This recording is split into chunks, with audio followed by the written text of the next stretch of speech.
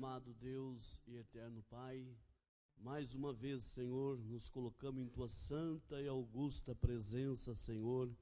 Ó Deus, reconhecendo que somos tão débeis, Senhor, tão falhos, Senhor, tão necessitados de Ti, ó Pai.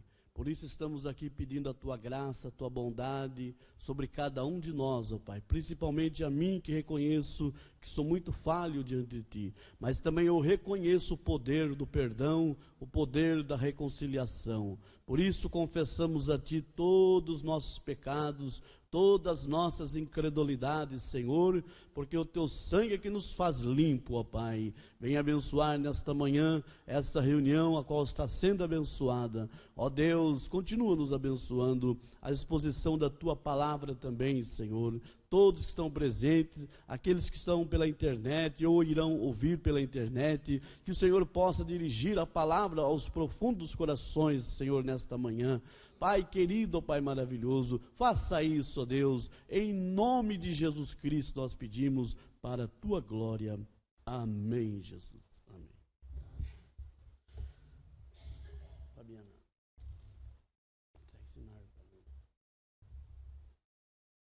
Bom dia a todos, no nome do Senhor Jesus. Estamos felizes mais uma vez de estar na presença do Senhor. E graças a Deus que nos dá vitória por nosso Senhor e Salvador Jesus Cristo. E a gente sempre fica feliz quando vê mais um alguém, né? Fiquei muito feliz ver a Paula aí, a nossa irmã aí, irmã Lu, que Deus possa continuar abençoando. E o nosso desejo, irmãos, é ouvir a palavra de Deus. Vocês, eu creio que vocês não vêm aqui para ouvir o homem e nem ouvir o William Branham, mas você vem aqui para ouvir Deus falar, né? E Deus sempre tem uma palavra para os nossos corações, sempre tem. Nos hinos, esses cânticos espirituais que nós ouvimos aqui, irmãos, só isso daí enche a nossa alma, né? Encoraja nós a prosseguir também, em nome de Jesus. Nós vamos ler as Escrituras em São João, capítulo 16, versículo 21, e depois 1 João 5, versículo 7 e 8. Nós tentaremos falar um pouquinho sobre o novo nascimento, ou dores de parto, onde pregou o nosso profeta, lendo essas Escrituras. Louvado seja Deus. Aleluia. Amém, irmãos? Diz assim, São João 16, verso 21. A mulher, quando está para dar à luz, sente tristeza, porque é chegado a sua hora. Mas depois de ter dado à luz a criança, já se não lembra da aflição, pelo prazer de haver nascido um homem no mundo. 22 ainda. Assim também vós, agora, na verdade, tendes tristezas, mas outra vez vos verei, e o vosso coração se alegrará, e a vossa alegria ninguém vô-la tirará. Aleluia. Glória a Deus. Primeira carta de João 5, e o verso 7 e 8, precisamente vamos ficar com 8, mas vamos ler o 7 também. Primeira carta de João, Epístola 5, verso 7. Porque 3 são os que testificam no céu: o Pai, a Palavra e o Espírito Santo. E esses 3 são um. 8 agora. E 3 são que testificam na terra: o Espírito e a água e o sangue. E esses 3 concordam num. Vocês notaram alguma diferença aí? O Pai, a Palavra e o Espírito Santo são um. A água, o sangue e o Espírito que testificam na terra não são um, eles concordam num. Então tem diferença, o Mombrana diz, em ser um e concordar num. Amém. Pode sentar. Agora eu vou ler aqui, vocês se quiserem ler tudo bem, mas eu vou ler aqui mais uma escritura, em São João capítulo 3, e o versículo 5 precisamente. Jesus respondeu: na verdade, te digo, que aquele que não nascer da água e do Espírito não pode entrar no reino de Deus. Amém. Que o Senhor acrescente mais ainda as suas bênçãos à leitura da palavra. Pois bem, irmãos, nós sabemos que nós podemos abrir a Bíblia, ler, comentar alguma coisa, isso está sobre o nosso alcance, mas quem pode abrir o nosso entendimento e revelar é só um, é o grande Espírito Santo. E nós vemos aqui um trecho muito humilde, muito simples. O próprio Jesus usou, falando do natural para explicar o espiritual. E sempre foi assim, irmãos. O Senhor nunca usou teologia e coisas e tal. Hoje você vê tantas coisas que, olha, é coisa tremenda, né? Mas se você vê os homens de Deus, desde lá do princípio, era homem rústico, falando simples. Veja João Batista, por exemplo, um profeta vindicado por Deus, último profeta da lei, cheio do Espírito Santo já desde o ventre de sua mãe. No entanto, o que ele veio falando? Olha, é machado na raiz da árvore. Olha que linguajar. É machado na raiz da árvore. Todos os montes e os vales serão plainados. Raça de víbora. Então você vê que era homem rústico, homem simples no linguajar. Mas pela revelação, você vai ver aí o significado disso. É Deus no assunto. E não foi diferente também com o nosso profeta. Um homem sem nenhum estudo, foi formado nos seus estudos, aleluia, a ponto que alguém certa vez chegou para ele e disse: olha, o senhor não conhece a Bíblia. Em outras palavras, estava dizendo isso, né? Ele falou assim: olha, na verdade eu não conheço, mas eu conheço o autor da Bíblia. Amém? Então, irmãos, muitos estão firmados na letra e conhecimentos, interpretações, e Paulo diz: a letra mata, mas o Espírito vivifica. Aleluia. Então o profeta de Deus, lendo essas escrituras, ele diz assim, no parágrafo 44, o nascimento natural, normal, tipifica o nascimento espiritual. Todas as coisas do natural são tipos do espiritual. E nós verificamos, se olhamos aqui fora no chão e vemos uma árvore na terra, preste bem atenção, crescendo, está se esforçando para viver. Isso serve para mostrar que há uma árvore em algum lugar que não morre, porque ela está clamando por alguma coisa. Nós encontramos pessoas, não importa quão idosas, quão enfermas, em que condição elas estão clamando para viver, porque isso mostra que há uma vida em algum lugar onde nós vivemos para sempre. Note quão perfeito. Você está entendendo? Então, irmãos, é isso mesmo. Eu me lembro que o Mumbrano, não sei se é nessa mensagem, ou talvez não seja, Mumbrano diz assim: você vê aí, as mulheres, nada contra, mulher aí de meia idade aí, com cabelo branco, já tentando pintar o cabelo. Por quê? Porque está falando que, olha, quando eu era jovem, né, os cabelinhos pretos e tal. Tudo isso está apontando para quê? Para uma nova vida. E eu ouvi uma coisa esses dias, não me lembro se foi de um denominacional ou foi de um pastor da mensagem, nem sei se o Mombrana falou isso aí, e se falou, os irmãos me ajudem aí. Mas eu achei interessante, que não sou como doutrina também, né? Ninguém sai falando que foi uma doutrina, é assim diz o Senhor. Mas eu vi uma coisa que para mim, eu achei certo. Todos nós sabemos que na ressurreição, nós iremos ressuscitar num corpo glorificado. Vocês creem nisso, não é? Num corpo glorificado, não importa se tem 90, 100 anos, se é um pertencente à noiva, vai ressuscitar com 18 a 22 anos. Isso nós estamos familiarizados com isso. Então, ouvi o pregador dizendo que, eu não sei até se foi o pastor César Augusto que falou, não me lembro. Falando que, por que os discípulos não reconheceram Jesus no caminho de Emaús? Por que outros não reconheceram Jesus após a sua ressurreição? Vocês sabem por quê?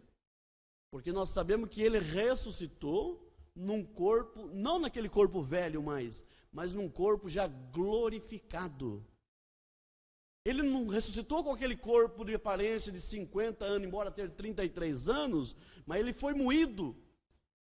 Ele estava com 33 anos antes da sua morte, irmãos, ele foi tão sofrido que ele tinha aparência de 55 anos, mais ou menos, de um velho sofrido. Então o pregador dizia assim, sabe por que não reconheceram? Quando ele ressuscitou e subiu para o Pai, ele disse, não me toque, porque ainda não subi para o Pai. Ele recebeu o quê? Um corpo glorificado, um corpo jovem de 18 anos. Então eles falam, quem é esse moço? Né? No caminho de Emaús, andando lá e tal, eles não reconheceram que era Jesus ressuscitado. Porventura era um estrangeiro, não conhece o que aconteceu com o nosso mestre? Não é isso que disseram para Jesus? E no entanto era Jesus ali. Mas ele estava num corpo jovenzinho, aleluia. Isso não me levem com doutrina. Se vocês acharem na mensagem, irmão Valério, irmão Fábio, os irmãos aí, me ajude. Mas tem lógica, não tem, irmãos?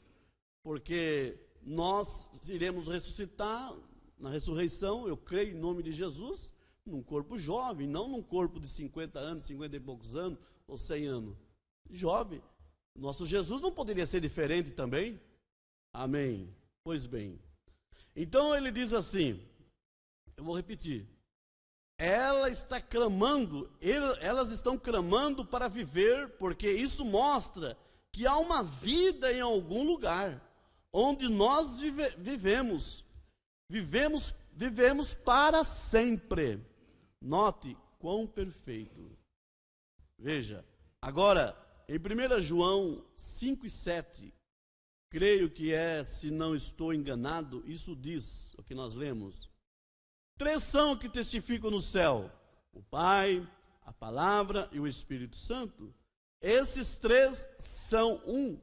3 são que testificam na terra, que são a água, o sangue e o Espírito. E eles concordam num. Agora note, os primeiros 3 são um. 8 agora. Os segundos 3 são terrenos, os quais concordam num. Não se pode ter o Pai sem ter o Filho.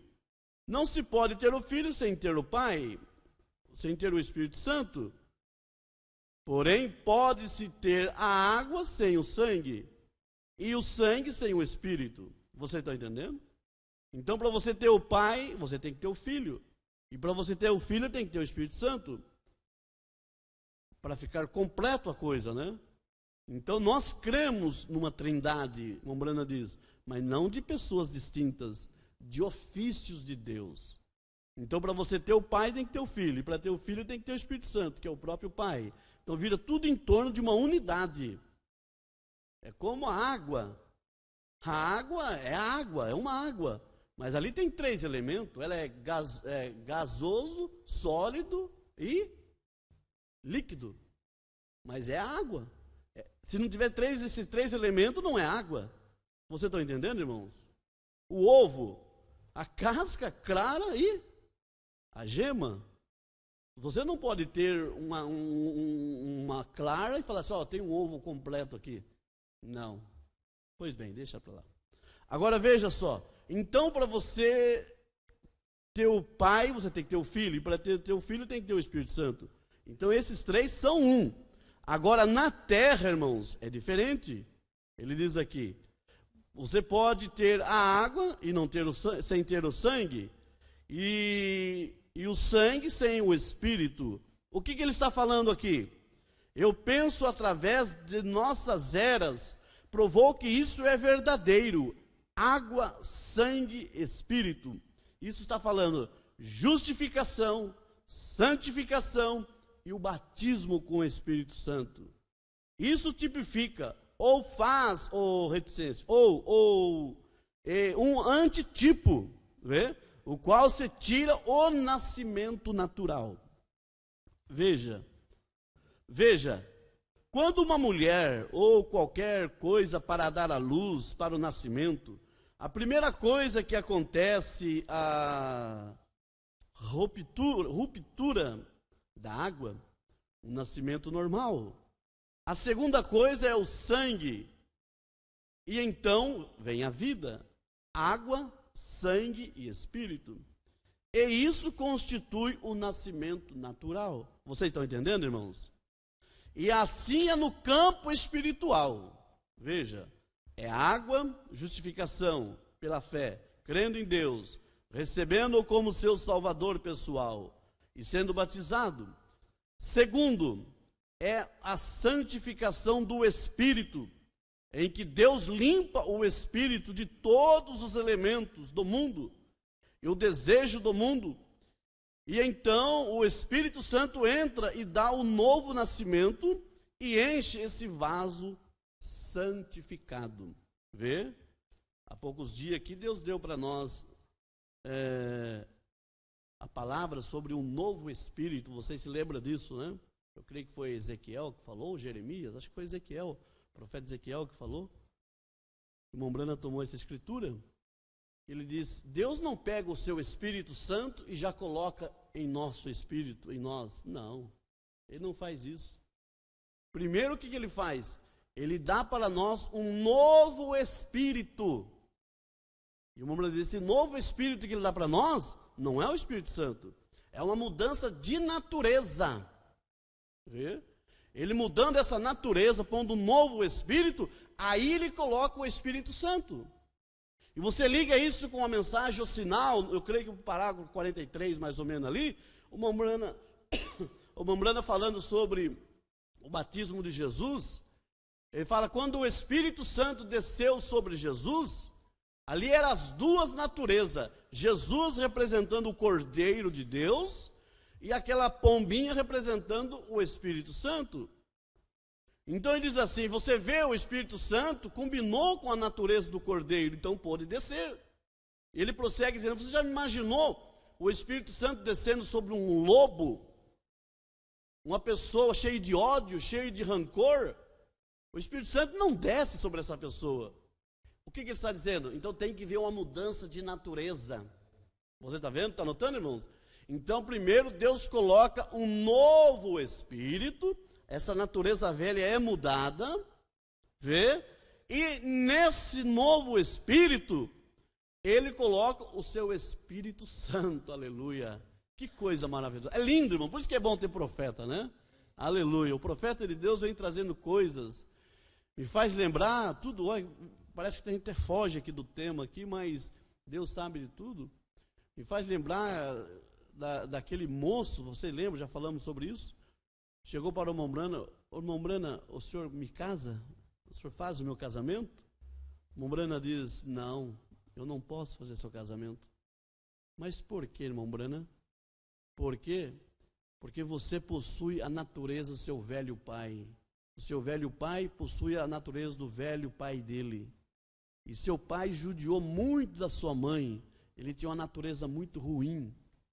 Então você vai fazer essa moça sofrer. Eu não vou fazer seu casamento. Mas aquele moço era um moço de Deus. Ele não desistiu. O que ele fez? Ele ficou aos pés do Senhor, clamando, e eu creio que ele clamou por uma mudança de natureza. Oh, irmãos, e quem que clama a Deus por algo e Deus não responde? O próprio Jesus disse, vós sendo maus, sabeis dar boas coisas aos vossos filhos? Se pedir um peixe, você vai dar uma serpente? Se pedir um pão, você vai dar uma pedra? Vós sendo maus, sabeis dar boas dádivas aos vossos filhos? Muito mais o vosso Pai Celestial. Vê? Então eu creio que entrou um desejo naquele moço de mudança de natureza, de espírito. A ponto que o Mambrana chegou para ele logo e disse assim, olha, agora eu faço seu casamento. Você está vendo? É bom ter um profeta, não é, irmãos? Então, irmãos, é isso que o profeta está dizendo Louvado seja o nome do Senhor. Vamos prosseguindo aqui. Então, é o desejo do mundo. Então, o Espírito Santo entra e dá um novo nascimento e enche esse vaso santificado. Então, vai pensando nisso. Justificação, santificação e batismo com o Espírito Santo. O profeta prossegue dizendo no parágrafo 50. Por exemplo, assim, agora, que eu lhe disse, o que você não crê, ponha de um lado, então coma a torta. Note agora, um copo está caído lá no galinheiro. Você simplesmente não apanha isso e põe à mesa e enche de água ou leite? Não. Ao apanhá-lo, é justificação. Limpá-lo é santificação. Porque a palavra grega santificar é uma palavra composta que significa limpo e separado para o serviço. Não em serviço, para serviço. Então, quando você o enche e é posto em serviço. Eu creio que vocês estão captando, irmãos.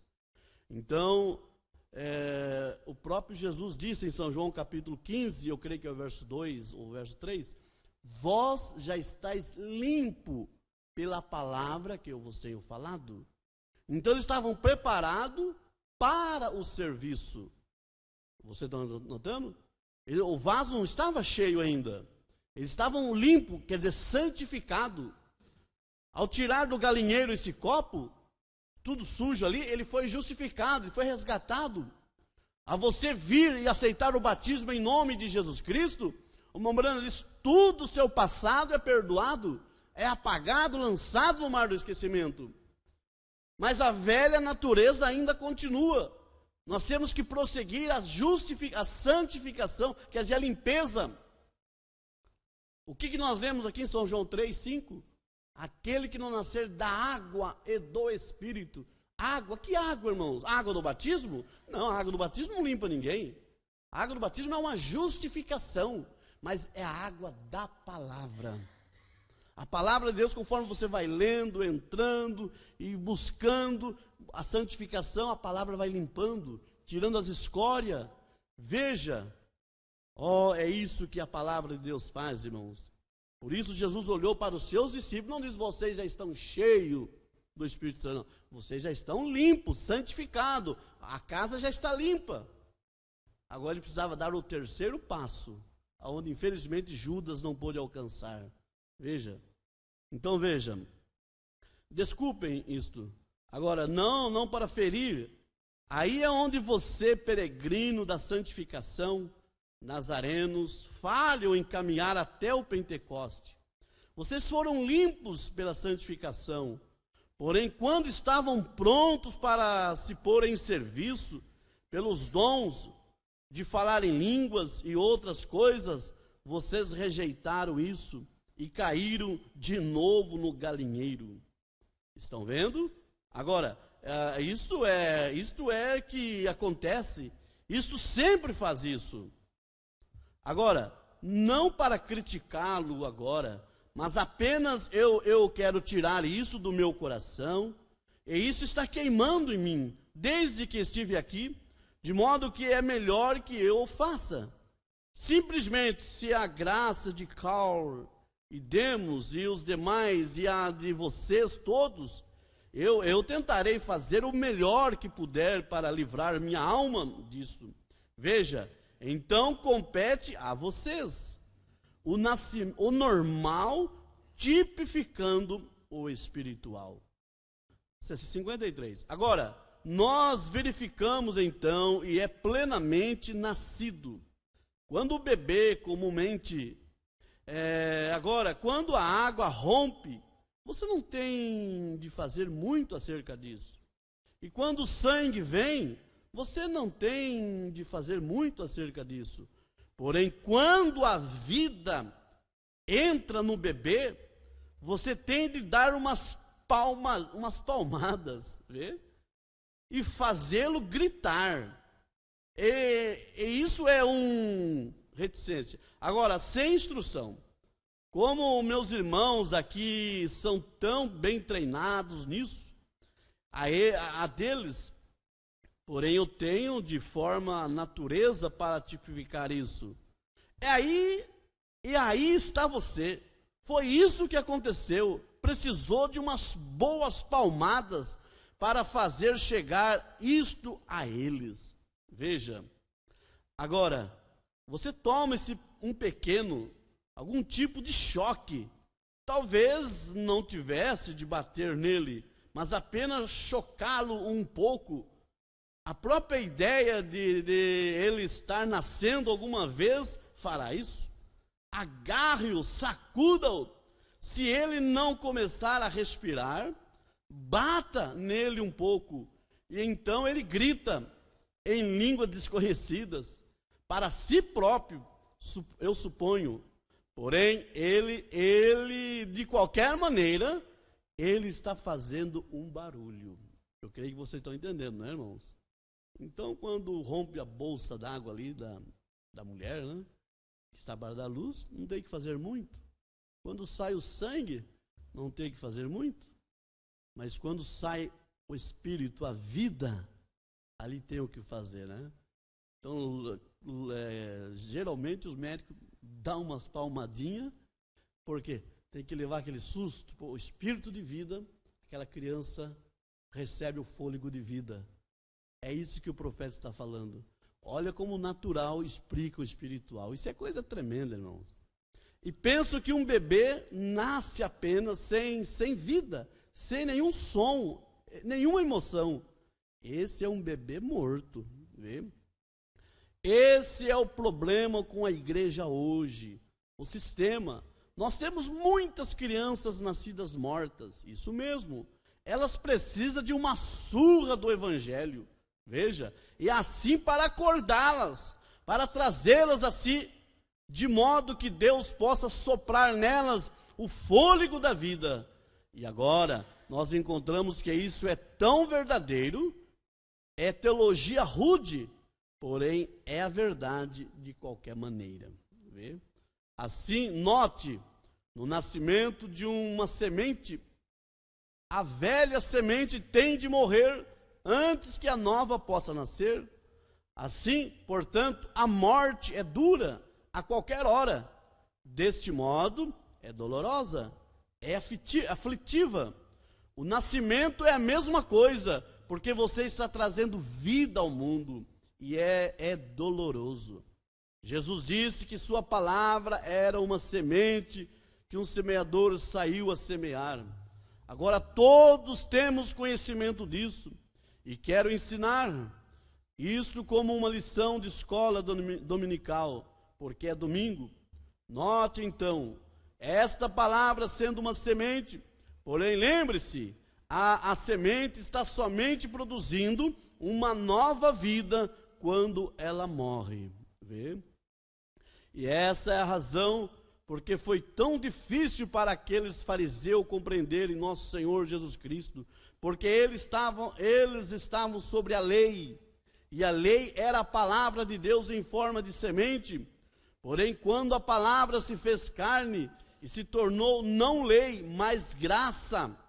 Agora, a graça e a lei não podem existir ao mesmo tempo, porque a graça está tão acima da lei que a lei nem mesmo está no quadro. E, portanto, foi tão difícil para os fariseus morrerem para a sua lei, de modo que a graça pudesse nascer. Porém, isso tem que avançar. As duas leis não podem existir ao mesmo tempo. Vocês estão entendendo, irmãos? Então, para você ter novas batatas, você tem que plantar e ela tem que morrer. Isso quer dizer, para nós ter agora a graça de Deus em nossa vida, que é Jesus Cristo, o presente de Deus para nós, diz o Mombrana, o maior dom de Deus para nós foi Jesus Cristo, o Mombrana diz. Então o que teve que acontecer? A lei teve que morrer. E foi duro para os fariseus. Vem esse homem quebrando o sábado, vem esse homem fazendo coisa que não é lícito fazer. A lei mosaica fala que não pode fazer isso.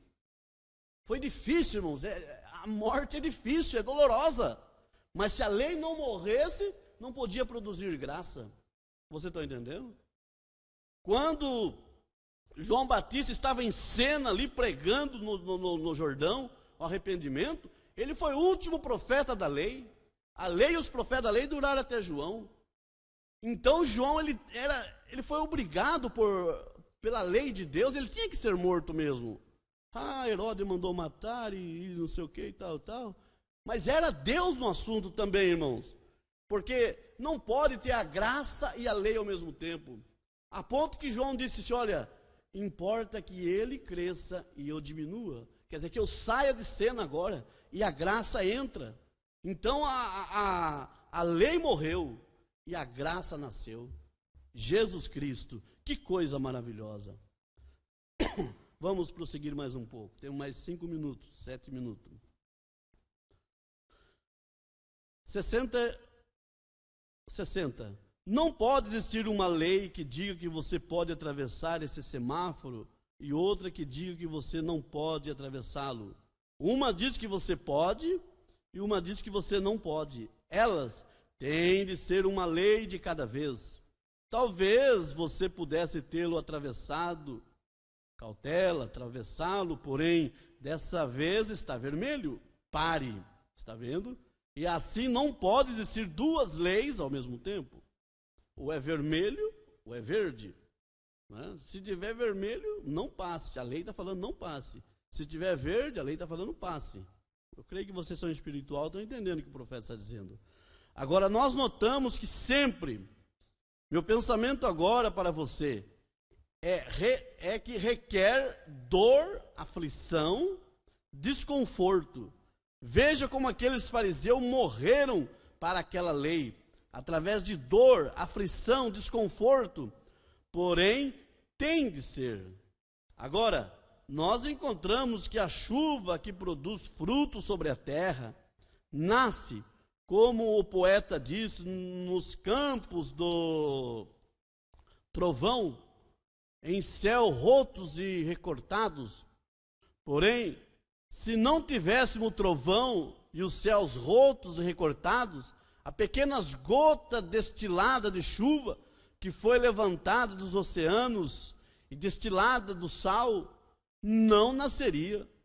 Requer-se esse relâmpago, estrondo do trovão, coisas temível, rota rude, para produzir as suaves gotas d'água das pétalas.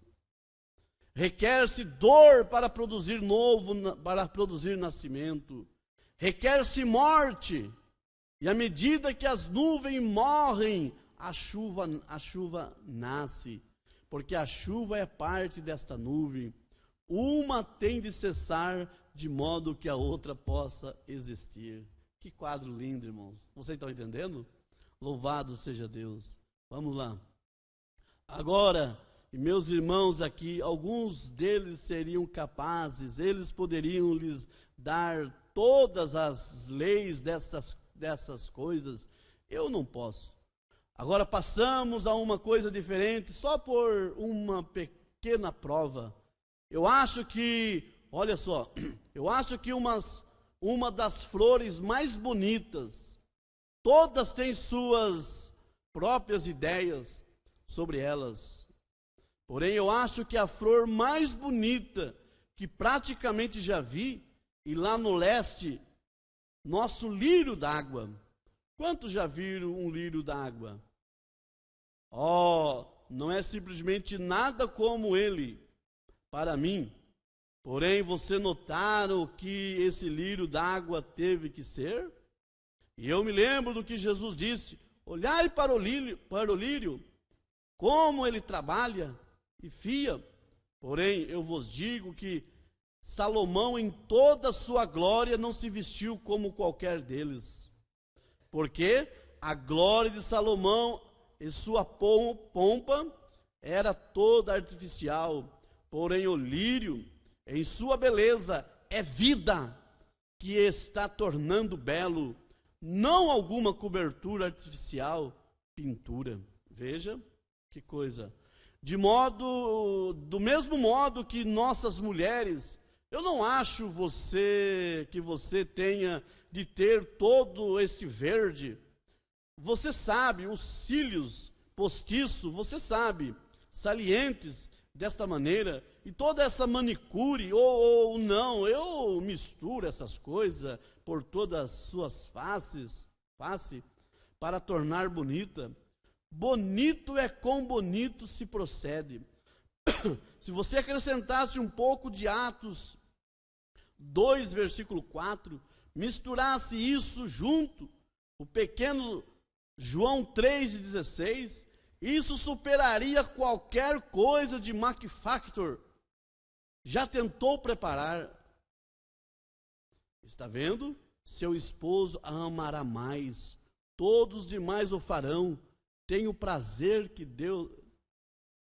certeza que Deus o fará. Vê? Aleluia. Lírio, ele disse, olhai para ele. Como cresce, trabalha, tem de se levantar. Este pequeno lírio da lagoa, veja através de onde ele vem. Lodo, sujeira, barros, águas barrentas, águas turvas. Ele abriu o caminho através de tudo isso. Este pequeno germe de vida, esforçando-se desde o fundo da lagoa, onde as rãs e coisas tais estão, e então se levanta através de tudo isso.